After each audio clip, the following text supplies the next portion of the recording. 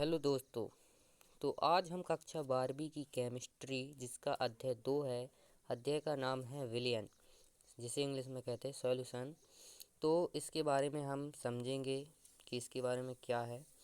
तो विलयन, सबसे पहले क्वेश्चन है कि विलयन क्या है। तो विलयन के बारे में देखिए, मैंने लिखा है डेफिनेशन। दो या दो से अधिक पदार्थों को मिलाने पर प्राप्त मिश्रण, यानी कि दो या दो से अधिक पदार्थ होंगे, अगर आप उनको मिलाएंगे तो यदि उनसे प्राप्त मिश्रण समांगी मिश्रण होता है तो वह विलयन कहलाता है। तो वह पदार्थ क्या कहलाता है? विलयन कहलाता है। जैसे कि इस चित्र में देख सकते हैं आप, चित्र में कि यहाँ पर एक विलेय है और यह विलायक है, और ये विलेय और विलायक दोनों से मिलकर बनता है विलयन। विलेय प्लस विलायक होकर बनता है विलयन। विलेय और विलायक जब हम मिलाएंगे दोनों को तो मिलकर बनता है विलयन। तो जैसे देखिए चीनी का शरबत, तो यह एक विलयन है। जब हम चीनी का शरबत बनाते हैं तो चीनी होती है, पानी होता है और उसमें चीनी डालते हैं तो अपन ये शरबत बनता है। वैसे ही पीतल जो होता है वह कॉपर व जिंक, इसका समांगी मिश्रण होता है। अब देखिए आपको विलयन समझ में आया कि विलयन क्या होता है कि जब दो पदार्थ हों, यानी कि दो या दो से अधिक पदार्थ हों, जब उनको आप मिलाएंगे तो उनसे प्राप्त मिश्रण समांगी होना चाहिए। समांगी यानी क्या होता है? समांगी यानी कि उस जिसमें हम मिला रहे हैं, यानी कि जिस विलयन में हम मिला रहे हैं उसमें अच्छी तरह से वह जो विलय हम मिला रहे हैं, यानी कि जो हम विलय मिला रहे हैं वह अच्छी तरह से उसमें क्या हो जाए, मिल जाए, तो समांगी मिश्रण वह कहलाता है। अब देखिए विलयन के घटक कौन कौन से होते हैं। विलयन के घटक होते हैं विलेय और विलायक, जैसा कि अभी आपने जाना। तो विलयन में जो कम मात्रा में होता है वह होता है विलेय, और विलयन में जो अधिक मात्रा में होता है वह होता है विलायक। यानी कि जो विलयन में, जैसा कि हम कोई विलयन लेते हैं, जब हम कोई विलयन लेते हैं तो हम उसमें जो कुछ हम उसमें मिलाते हैं तो उसकी मात्रा तो कम ही होती है। और विलायक जो होता है, जो हम उसमें लिए होते हैं, पानी या कोई भी हम द्रव के रूप में लेते हैं, तो वह जो होता है वह उस मिलाई हुई चीज़ से ज़्यादा होता है। यानी कि विलेय तो कम लेते हैं हम, लेकिन उसमें विलायक ज़्यादा होता है, और इन दोनों को अगर मिलकर समांगी होता है तब यह विलयन बन जाता है। तो विलयन में जो कम मात्रा में होता है वह विलेय कहलाता है, और विलयन में जो अधिक मात्रा में होता है वह क्या कहलाता है? विलायक कहलाता है। वह क्या कहलाता है? विलायक कहलाता है। अब विलायक देखो, विलायक तो केवल माध्यम है, यानी कि विलायक तो हम लेते हैं माध्यम। सक्रिय घटक कौन है? विलेय है। सक्रिय घटक कौन है? विलेय। यानी कि इस अध्याय में हम विलेय के बारे में ही पढ़ना है। हमें विलेय के बारे में ही पढ़ना है। यानी कि विलायक तो हम एक माध्यम लेते हैं। इस लाइन का बहुत ही महत्व है। आगे देखते हैं सांद्रता किसी विलयन का। सांद्रता यानी सांद्रता क्या होती है? सांद्रता यानी किसी विलयन का गाढ़ापन, यानी कि जो हम विलयन लेते हैं वह कैसा है, पतला है, गाढ़ा है, थोड़ा गाढ़ा है, या जैसे कि सीरा होता है, चाशनी जिसे बोलते हैं हम, तो उस टाइप का कैसा है, वह कहलाती है सांद्रता।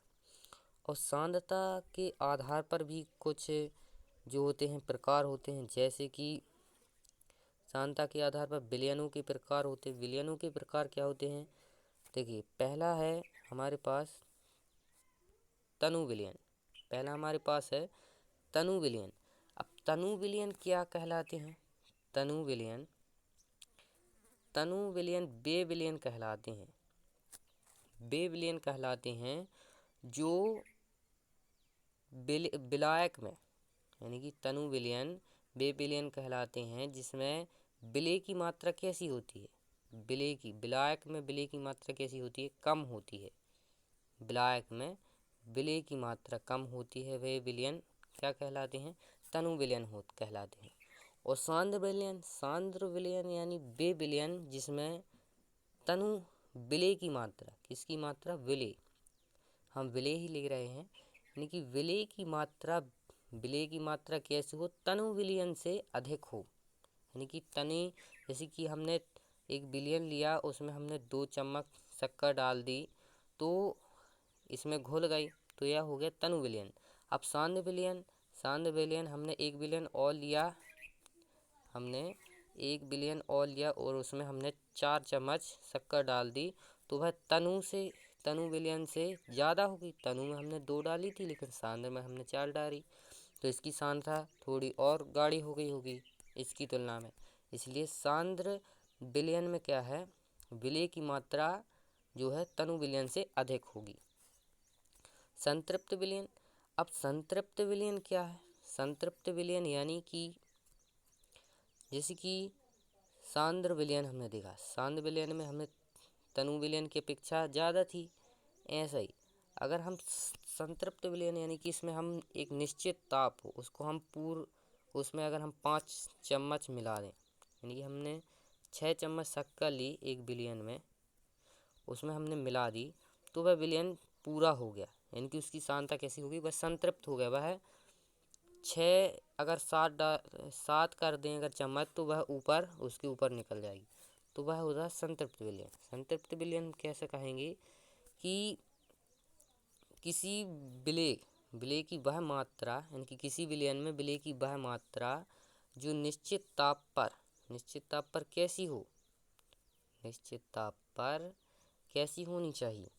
यानी कि संतृप्त होनी चाहिए, यानी कि उस विलयन में अब ना घुले, यानी कि जितनी घुलने थी घुल गई और अतकारी नहीं घुल रही, यानी कि वह संतृप्त हो गया। अब वो असंतृप्त, अब चौथा है हमारा असंतृप्त। असंतृप्त विलयन क्या कहलाता है? असंतृप्त विलयन वह विलयन कहलाता है जिसमें तनु विलयन और सांद्र विलयन दोनों विलयन आते हैं, तो वो कहलाते हैं असंतृप्त विलयन। वो कौन से विलयन कहलाते हैं? असंतृप्त विलयन। यानी कि इसमें हमने 2 चम्मच भी मिलाई शक्कर, उसमें हमने 4 चम्मच मिलाई और दोनों को हमने 6 चम्मच मिलाई, तब भी वह असंतृप्त विलयन है, तो वह असंतृप्त विलयन के अंदर आता है। यानी कि संतृप्त और असंतृप्त, यानी कि इसमें क्या है? विलय की और अधिक मात्रा घोली जा सकती है, इसमें विलय की मात्रा घोली जा सकती है, लेकिन निश्चित ताप पर इसमें नहीं घोली जा सकती, लेकिन इसमें घोली जा सकती है। इसे यह कैसा? असंतृप्त, यानी कि जैसे तनु विलयन और सांद्र विलयन है, ऐसे इसमें आ सकते हैं। अति संतृप्त विलयन, अति संतृप्त विलयन यानी वह विलयन जिसमें हम विलय की मात्रा, अगर जैसे कि हम कोई विलयन लें, तो उसमें अगर हम विलय मिलाएं, तो अति संतृप्त, यानी कि पूरा होने के बाद जो ऊपर बचा है वह कहलाता है अति संतृप्त विलयन। कौन सा विलयन? अति संतृप्त विलयन, यानी कि विलय की बहुत ज़्यादा मात्रा, यानी कि संतृप्त विलयन है, तो संतृप्त विलयन यानी कि जब हमने संतृप्त विलयन लिया था तो उसके बराबर आ गया था, यानी कि अब उसमें और ज़्यादा नहीं घोली जा रही थी। लेकिन जब हम असंतृप्त की बात करें तो और हमने घोल ली, यानी कि इसके ऊपर और ढेर लगा दिया, तो यह कहलाता है असंतृप्त विलयन। असंतृप्त विलयन। अब हमारे पास एक क्वेश्चन आता है कि विलयनों की सांद्रता व्यक्त करने के लिए निम्न को प्रदर्शित, यानी कि निम्न को समझाइए। तो सबसे पहले है प्रतिशत, यानी कि प्रतिशतता, यानी कि प्रतिशतता में भी 2 पॉइंट आते हैं हमारे। एक है भारानुसार प्रतिशत और एक है भार आयतानुसार प्रतिशत। तो हम प्रतिशत यानी कि भार अनुसार प्रतिशत के बारे में जानते हैं। तो भार अनुसार प्रतिशत है, यानी कि विलयन के 100 भागों में विलय के भागों की संख्या भार अनुसार प्रतिशत कहलाती है। यानी कि विलयन के 100 भाग हैं और उस भागों में विलय की जितने भागों की संख्या होगी वह क्या कहलाएगी? भार अनुसार प्रतिशत कहलाएगी। तो सबसे पहले इसका सूत्र होगा विलय का द्रव्यमान, यानी कि विलय का द्रव्यमान बटे विलयन का द्रव्यमान गुणित के 100, गुणित के कितने हो जाएंगे? 100 हो जाएंगे। आगे भार आयतानुसार प्रतिशत। भार आयतानुसार प्रतिशत यानी कि विलयन के 100 भाग आयतन में। हमने भार आयतन लिया यानी कि तो हमें यहाँ पर आयतन होगा, तो हमें बिलियन का आयतन देखना होगा। अगर हम बिलियन को अगर हम ग्राम में लेते हैं, अगर बिलियन को हम ग्राम में लेते हैं तो उसकी प्रतिशत हमें ग्राम में, यानी कि बिलियन का द्रव्यमान भी ग्राम में होगा, विलय का द्रव्यमान ग्राम में और विलयन का भी द्रव्यमान होगा। लेकिन अगर हम विलयन का आयतन लें तो यहाँ पर विलय के 100 भाग आयतन में। अब हम आयतन में देखेंगे विलय के भार भागों की संख्या, भार आयतानुसार प्रतिशत कहलाती है। भार आयतानुसार प्रतिशत विलय का द्रव्यमान गुणित के 100 बटे विलयन का आयतन। अब हमारी आती है मूलरता। मूलरता किसी विलयन के 1 लीटर आयतन में उपस्थित विलय की मोलों की संख्या क्या कहलाती है? मूलरता कहलाती है। इसे कैपिटल M से प्रदर्शित करते हैं। किसी विलयन है, कोई विलयन है, उसके 1 लीटर आयतन में, कितने लीटर में? 1 लीटर। 1 लीटर आयतन में अगर हम 1 लीटर आयतन में क्या लें, 1 लीटर आयतन में उपस्थित विलय, 1 लीटर आयतन लिया हमने, उसमें हमने 1 लीटर जैसे आयतन है,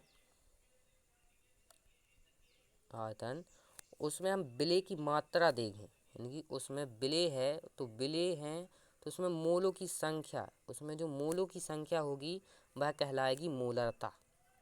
वह क्या कहलाएगी? मूलरता।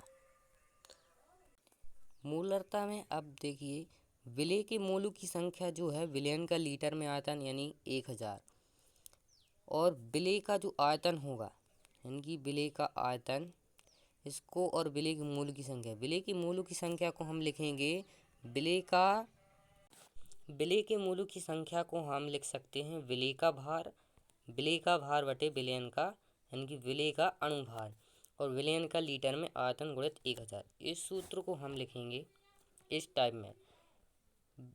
मूलरता को हम कैपिटल M से प्रदर्शित करते हैं और हम विलय के जो भार है उसको हम स्मॉल w से प्रदर्शित करेंगे और विलय का अणुभार है उसे हम स्मॉल m से प्रदर्शित करेंगे और जो आयतन हो उसको हम v से प्रदर्शित करेंगे।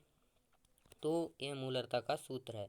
ये जो सूत्र है मूलरता, और आगे हम देखेंगे मूलरता और मूललता, इन दोनों के सूत्र जो हैं पेपर में आते हैं, यानी कि या तो ये दोनों आती हैं या इनसे सवाल आते हैं। तो ये आपके 5 नंबर पक्के हैं, आपको पक्के ही कर लेने हैं क्योंकि एग्ज़ाम में ज़्यादा से ज़्यादा यही पूछते हैं। 2019 और 2020 दोनों के पेपर में यह आ चुके हैं, तो आपको इनको अच्छे से तैयार कर लेना है।